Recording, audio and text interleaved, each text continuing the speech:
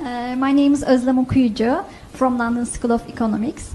First of all, I would like to thank you for your speech. I'd like to ask a question about the crisis in Syria. I'm from Turkey, and as everybody knows, Turkey is hosting nearly 2,500,000 Syrian refugees.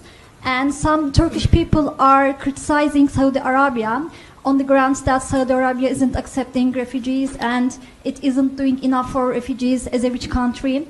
And as you said, there is a responsibility. You said that Saudi Arabia has a responsibility in terms of it's the center for Islam. So some Turkish people are also saying this. It's an Islamic country, so why isn't it doing enough for Syrian refugees?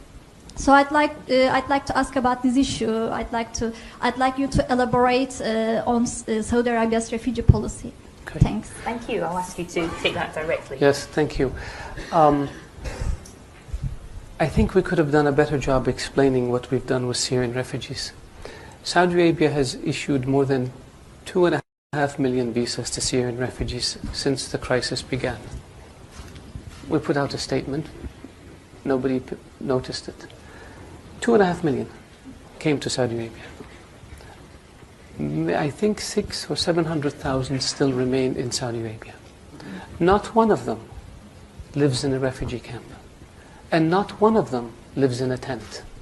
Because the custodian of the two holy mosques ordered that all Syrians who come to Saudi Arabia be provided residency permits so they can send their kids to school, so they can have access to medical care, and they can have access to social security, and they can get a job. We don't have one Syrian. Of all the Syrians who came to Saudi Arabia, 2.4 million, not one of them lives in a tent. And the same thing we did with Yemenis.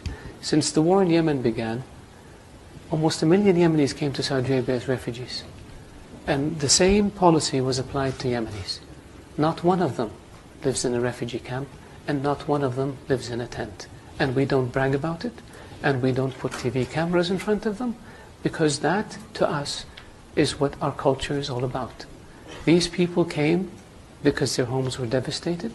They came seeking refuge and shelter and safety in Saudi Arabia, and we provided for them in a way that is dignified, in a way that doesn't humiliate them, in a way that allows them and their children to lead as normal a life as possible given the circumstances. So I really appreciate the question, so I can educate the audience about our refugee policy. Thank you. Thank you very much.